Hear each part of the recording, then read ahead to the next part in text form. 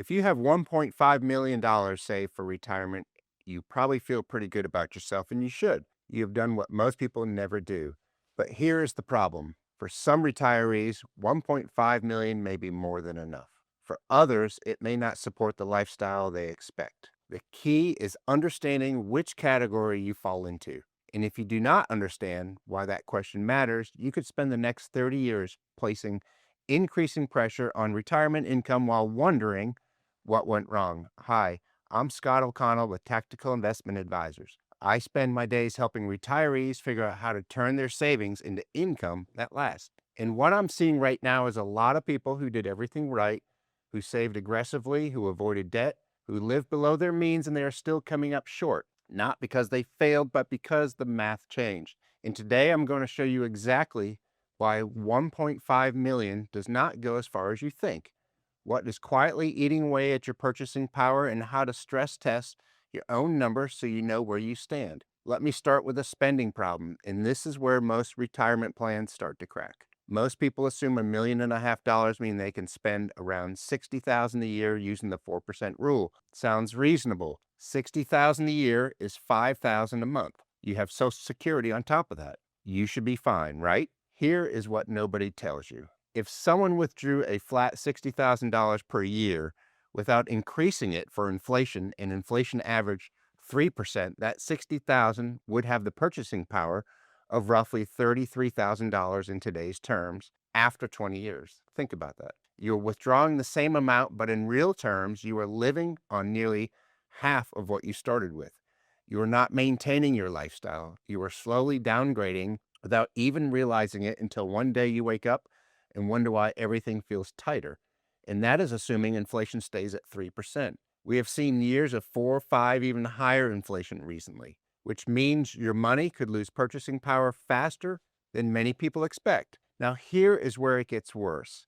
And this is the part that catches even smart planners off guard. Healthcare costs have historically risen faster than general inflation in many periods, although future rates will vary. We are talking 5 to 6% annually in many historical periods for medical expenses. While your income stays flat or barely keeps up, your biggest expense in retirement is accelerating away from you.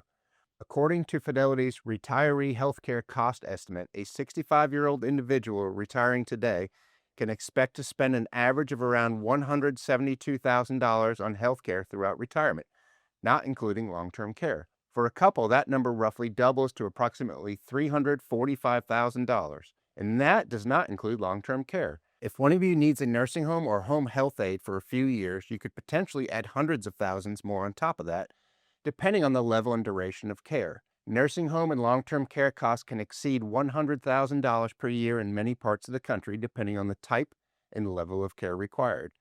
I have sat across from retirees who have had solid plans, comfortable numbers, everything looked good on paper, but then one spouse needed memory care. 3 years later, half the portfolio was gone. Not because of bad investments, because of one healthcare event they never planned for. When someone tells me they have 1.5 million and they feel comfortable, my first question is always, have you stress tested this against real healthcare costs? Not the generic ones, but the ones that happen to people. The second thing most people miss is taxes. Probably one of the most overlooked retirement planning issues I see. For many retirees, a significant portion of retirement savings sits in a pre-tax account, traditional IRAs and 401ks that have never been taxed. When you start pulling that money out, you owe federal income tax on every dollar. And depending on your state, you might owe state income tax too. So your 1.5 million is not really 1.5 million. It could be significantly less after taxes depending on your bracket and where you live. And here's the kicker. For most retirees, required minimum distributions start at age 73 for those born before 1960, and at age 75 for those born in 1960 or later, whether you need the money or not, which can push you into higher tax brackets, increase your Medicare premiums through IRMA surcharges, and even make more of your Social Security taxable. So the money you thought was yours may be reduced by taxes that were deferred during your working years. Not because you made a mistake, but because most people never plan for the tax bill that comes due in retirement. Now, if you're watching this and starting to feel uncomfortable, that is the right response. The people who get blindsided are the ones who never ran these numbers, the ones who assumed 1.5 million was plenty because some article told them it was. The truth is, your number depends entirely on your situation, your spending, your health, your tax picture, your other income sources. If you want to know where you stand, not where some generic calculator says you stand, that is exactly the kind of analysis we do at Tactical Investment Advisors. If you want to run your real numbers, I have put a link in the description to book time with me. Here's the third thing that makes 1.5 million feel smaller than it used to. And this is one of the most important risks many retirees have never heard of.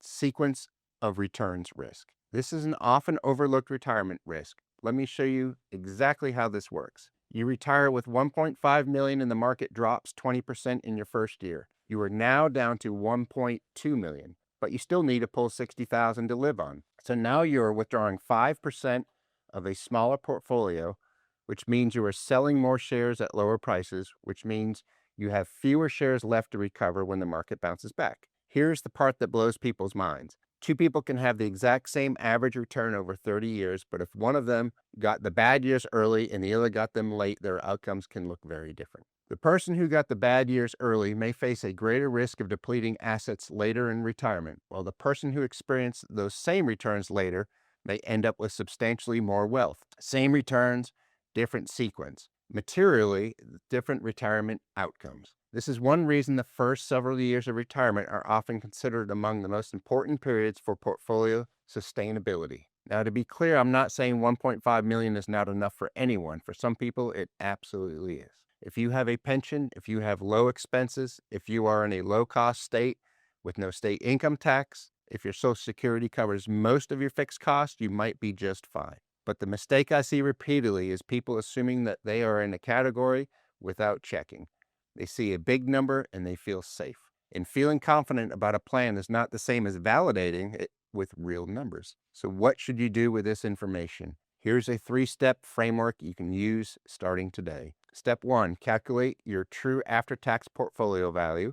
Do not just look at your account balance. Figure out how much of that is yours after you pay federal and state income taxes on withdrawals. For most people, this means their spendable wealth is meaningfully lower than their account balance suggests. Step 2, stress test your withdrawal rate against actual healthcare inflation, not general inflation. Run scenarios where medical costs rise 5 or 6% annually while your other expenses rise at 3%.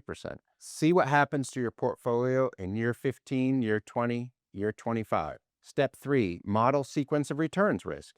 Do not just assume average returns. Run scenarios where you get a major market decline in years 1 through 3 of retirement and see if your plan survives. If it does not, you need a buffer strategy, whether that is a cash reserve, a bond tent, or a more conservative allocation in your early retirement years. At the end of the day, here is what I want you to take away. 1.5 million is a great accomplishment, and you should be proud of it, but it's not a guarantee. It is not a magic number that means you are set for life.